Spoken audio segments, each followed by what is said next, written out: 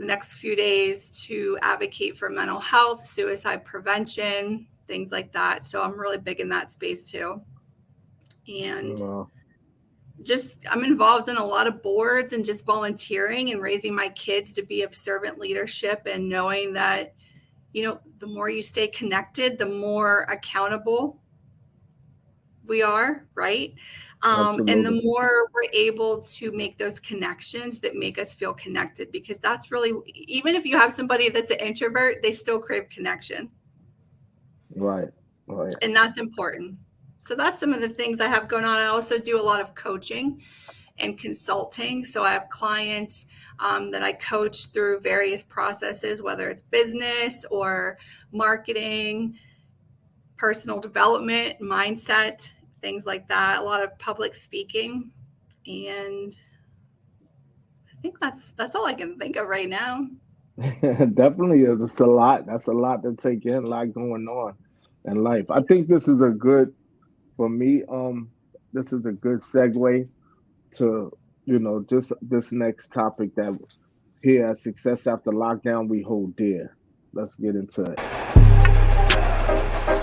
Okay, gonna be.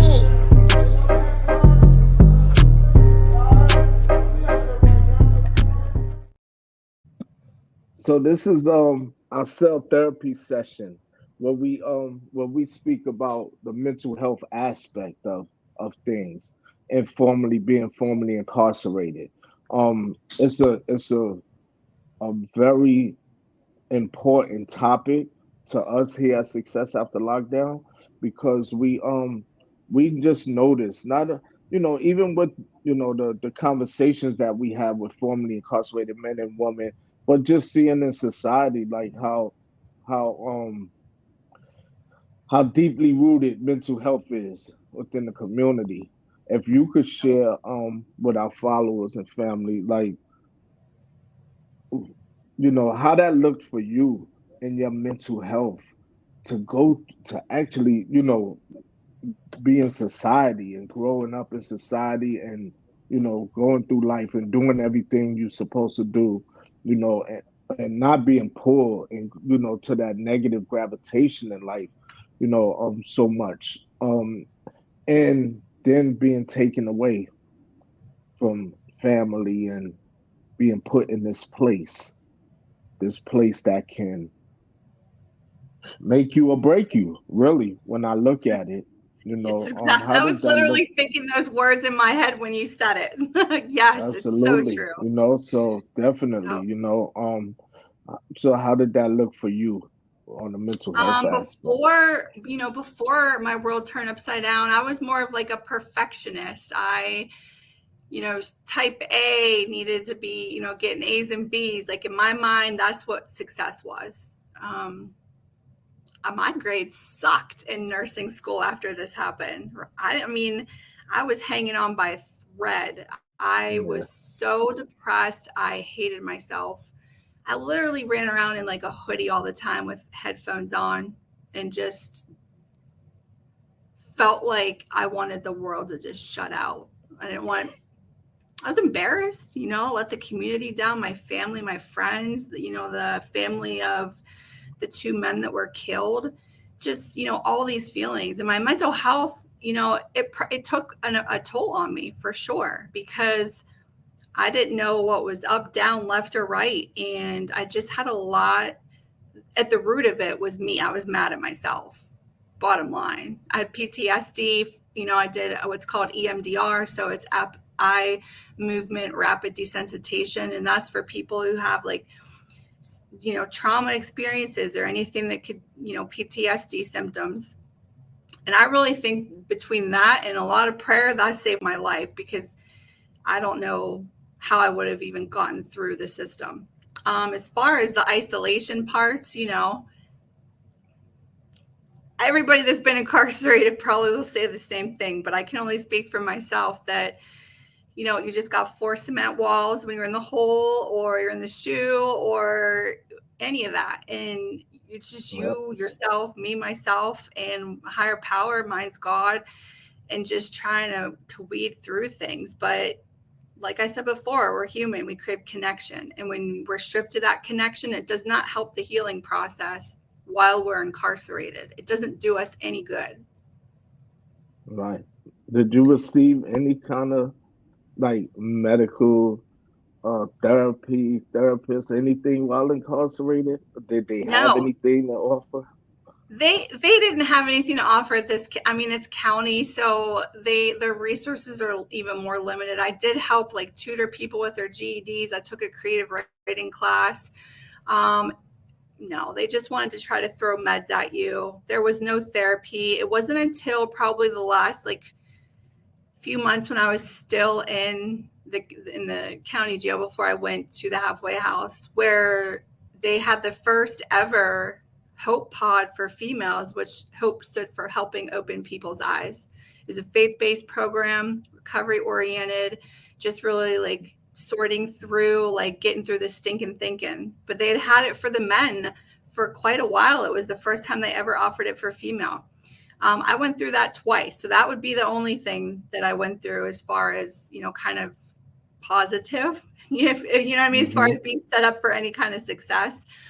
But there was no resources for success on the way out. It was like, get your stuff, see you, bye.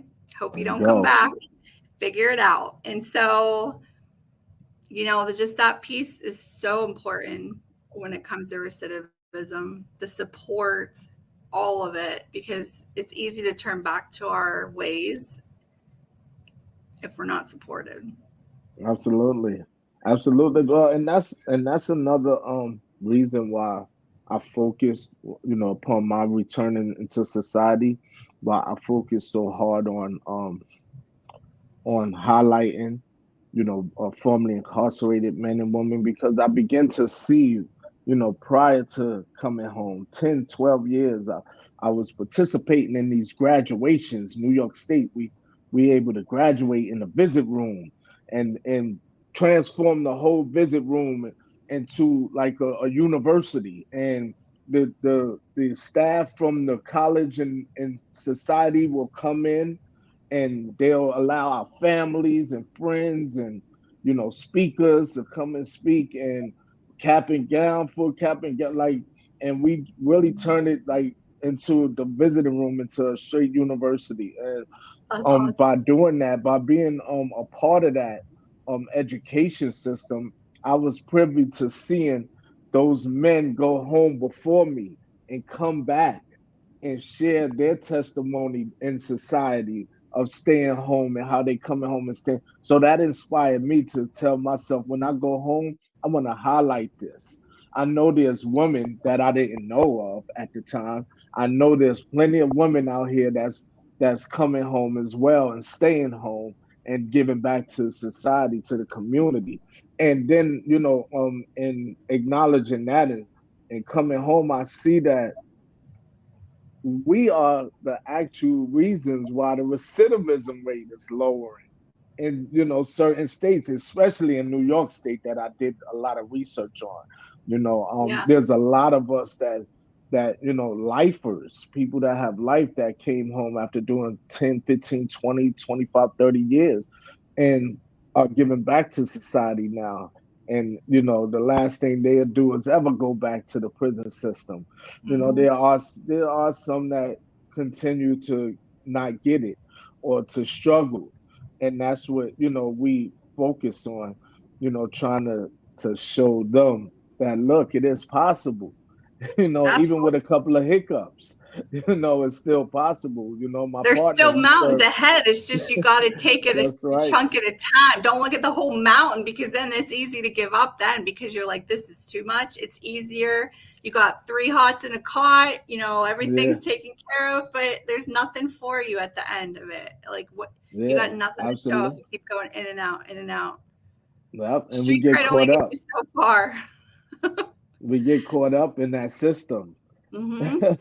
Where and I always like to tell people that when I talk with, we got this brick wall, and we continue to walk through, hit this brick wall, and we don't even see that if you just move over two steps, you can go around it. But we continue to just hit this brick wall that's never gonna move. And so we caught in this dynamic, in this, in this system. and Yeah. and definitely, that's why we here to highlight and show these stories as yourself. I appreciate it. That's I didn't even know that putting these the type work of in. podcasts exist until I recently started looking for them. And I wish I would have looked sooner. Absolutely, absolutely. Well, listen, we definitely we 2 years old, we young, success after lockdown. I came home in 2020. 2022, I was able to create this forum, and with the help of another brother that has a non-for-profit organization that looked out for me, hands Yeah. down. He's seen my vision. And I like to always tell, everybody that I speak with, we bigger than a podcast. You know, we working on our docu series. Are Um, you? that's absolutely. So we have a docu series That's amazing. that's called Hotel Six. So these were the first six men that I know and that I grew up with, that I interviewed in New York City and Manhattan, downtown on Times Square, and Yeah. we introduced them, and we doing a bio on all of them. We also, Success After Lockdown is also uh in the trenches of creating a reality series. And so that was something else that, I seen prior to coming home. The men, we sat up in this day room and watched, this Love After Lockdown and Love and Hip Hop, these reality series. Yeah. And at the time, I was seeing those of us that's coming home and staying home, and I was like, wow, I should be able to go home and document, these cases, these positive cases of people, because society has this perception, right? That when we go to jail, we coming right back, because they Or seen we're that. not coming back, right? Or we're not, or they Absolutely. just ignore the fact we're coming back, but we're coming back. Yeah, yeah. That's right. And that we can't stay out of prison.